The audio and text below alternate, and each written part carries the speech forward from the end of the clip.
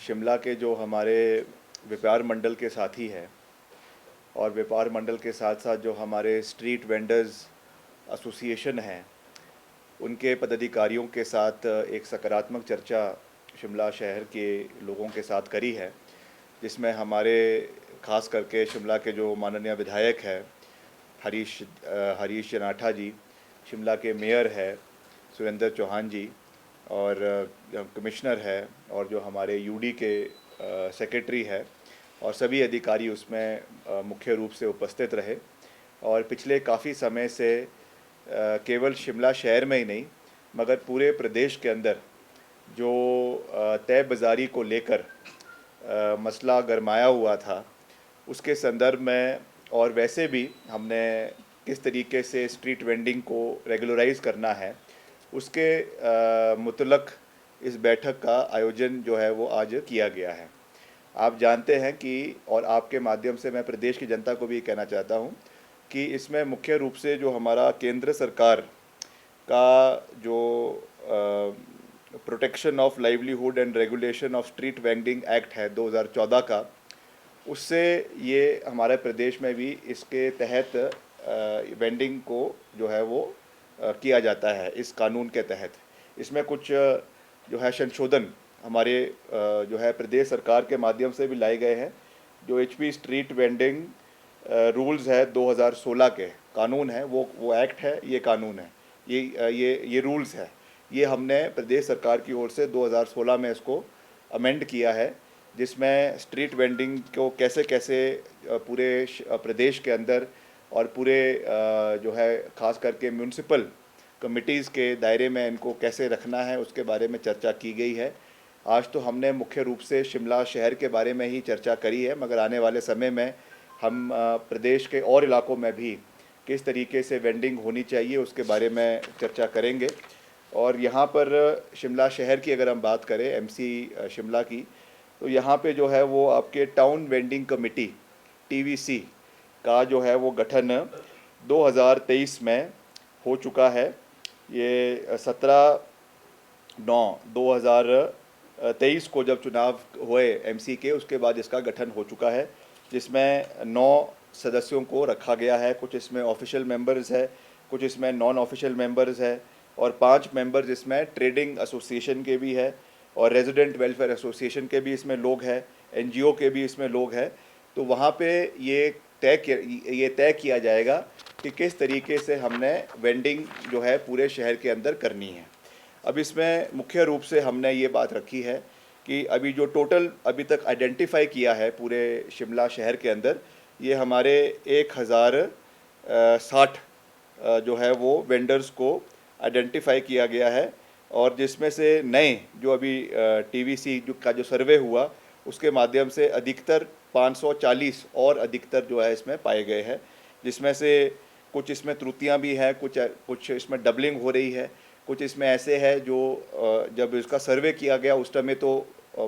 पाए गए हैं, मगर बाद में मौके पर वो दिखे नहीं हैं। तो इसके लिए हमने कड़ा संज्ञान लिया है, और जगह जगह पे खास करके पूरे शहर के मैंने डिपार्टमेंट को ये निर्देश दिए हैं कि जो हमारा इसमें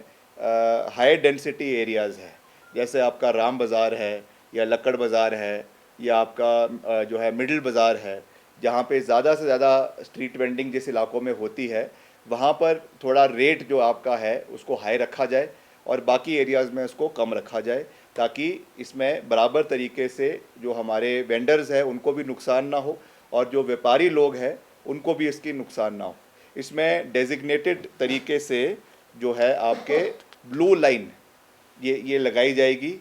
आपकी येलो लाइन पार्किंग के लिए होती है, वैसे ही ब्लू लाइन जो है वो लगाई जाएगी जगह जगह पे जहाँ पर भी वेंडिंग होगी, और उन्हीं जगहों के ऊपर जो है वो आपको तय बाज़ारी के लिए परमिट जो है वो दिए जाएंगे। बाकायदा उसमें आपका फ़ोटो होगा, आपका रजिस्ट्रेशन नंबर होगा, और हर 3 साल बाद इसको जो है वो कमेटी द्वारा रिव्यू किया जाएगा। वैसे तो इसके लिए एक आगे इसकी एक अपीलेट बॉडी भी बनाई गई है, जहाँ पे अगर किसी को कोई इसमें शिकायत है, कोई समस्या है, तो एक 3 सदस्यीय जो है एक ग्रीवेंस रिड्रेसल कमेटी भी बनाई गई है, मगर ये तो ज़्यादा डिटेल में जाने वाली बात है। मगर मोटा मोटा हमने शिमला शहर के अंदर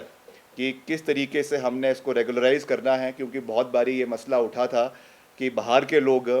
हिमाचल से के बाहर के लोग यहाँ पे आते हैं और गैर हिमाचली हैं, और यहाँ की सुरक्षा में, महिलाओं के साथ सुरक्षा में या और चीज़ों में काफ़ी दिक्कतें का सामना करना पड़ रहा है। पिछले जो सारा मसला शिमला में भी उठा और इलाकों में भी उठा, उस संदर्भ में हम इस पे कानून की सख्ती ला रहे हैं। और जो है दिसंबर तक 30 दिसंबर तक की मैंने जो है वो कमिश्नर एमसी को डेडलाइन दी है कि इसकी सारी प्रक्रियाएं जो है वो 30 दिसंबर तक पूरी कर दी जाएगी। इसकी जोनिंग कंप्लीट हो जाएगी, इसके जो लाइनिंग होनी है, ब्लू लाइनिंग होनी है, वो भी कंप्लीट हो जाएगी, और उन्हीं को ही जो जो नंबर इसमें आइडेंटिफाई किए गए हैं, उन्हीं को ही उस जगहों पे बैठने की अनुमति दी जाएगी। इसमें से हम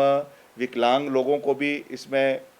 कुछ परसेंटेज में प्राथमिकता देंगे, कुछ विधवा महिलाओं को भी इसमें प्राथमिकता दी जाएगी, कुछ जगहों पे हैंडीकैप तो मैंने कह ही दिया, विकलांग, या इसमें और जो हमारे इकोनॉमिकली वीकर सेक्शन के लोग हैं उनके इनकम क्राइटेरिया के हिसाब से उनको भी इसमें रखा जाएगा। और कुछ परसेंट हमारा जो एससी एसटी है या ओबीसी है उनके लिए भी कुछ परसेंट इसमें, क्योंकि ये केंद्र सरकार का कानून है तो हमको उसको भी मद्देनज़र रखना है, उसके तहत इसको भी रखा जाएगा। तो उसका पूरा फ्रेमवर्क जो है वो टीवीसी, जो जैसा मैंने आपको कहा, जो टाउन वेंडिंग कमेटी है वो बना रहा है, और ये हमारा जो एमसी कमिश्नर है, एमसी के मेयर है, उनकी अध्यक्षता में ये बनाया जा रहा है। और इसकी हम रेगुलर इसकी मॉनिटरिंग करेंगे ताकि ये पूरे इसका जो लेटर एंड स्पिरिट है उसमें ये इम्प्लीमेंट करवाया जाए, क्षेत्र के लोगों को कोई समस्या ना हो, इसका ध्यान रखा जाएगा। और ख़ास करके रविवार के दिन भी जो संडे बाज़ार लगता है उसमें भी स्थानीय व्यापारियों की ये कंप्लेंट थी कि बहुत से बाहर के, कोई अम्बाला के, करनाल के या और इलाकों से जो है वो व्यापारी यहाँ पर आते हैं, और उससे प्रदेश को भी कोई आमदनी जो है जीएसटी में या और तरीके से नहीं होती है, और वो भी एक समस्या है। तो उसके लिए भी मैंने एमसी कमिश्नर को कहा है कि इसमें देखा जाए, या तो उनको एक अलग से एरिया दिया जाए जहाँ पे उनको किया जा सकता है, मगर उनको जो है not at the cost of the local vendors. हम जो यहाँ के लोकल वेंडर्स हैं उनका पूरा ख्याल रखेंगे, यहाँ के व्यापारी है उनका पूरा ख्याल रखेंगे। तो इन सब चीज़ों के ऊपर इसकी चर्चा की गई है, और आने वाले समय में इसको हम और जितने हमारी म्यूनसिपल कॉरपोरेशंस है उनके साथ भी बैठक करेंगे, वहाँ पर भी किस तरीके से ये तय बाज़ारी होनी चाहिए, चाहे वो आपके सब्ज़ी वाले हैं, चाहे वो आपके फ्रूट वाले हैं, चाहे वो आपके और जो सामान कोई कपड़े बेच रहे हैं और चीज़ें हैं, उस चीज़ का पूरा ध्यान जो है वो रखा जाएगा। इसलिए प्रयास करेंगे, सरकार प्रयास करेगी कि हिमाचल के लोगों को प्राथमिकता दी जाए, पर इसमें ऐसा कोई कानून जो है वो नहीं लाया जा सकता कि गैर हिमाचलियों को हम हिमाचल में नहीं आने देंगे। ये क्योंकि जो स्कीम ऑफ थिंग्स है, हमारा संविधान है, उसके विरुद्ध है। और पूर्व में भी कई जगहों पे, कई रोज़गार के संबंध में या और चीज़ों में इस तरीके के प्रयास सरकार ने किए हैं, मगर वो चीज़ हमेशा जो है वो हाई कोर्ट से, सुप्रीम कोर्ट से जो है वो रद्द हो जाती है। इसलिए हम इस तरीके का कोई कानून नहीं ला सकते हैं कि हम बाहर के लोगों को हिमाचल में नहीं आने देंगे, मगर ये ज़रूर है कि वेंडिंग में प्राथमिकता जो है वो हिमाचल के और स्थानीय क्षेत्र के लोगों को मिलेगी, इसके लिए हम ज़रूर प्रयास करेंगे।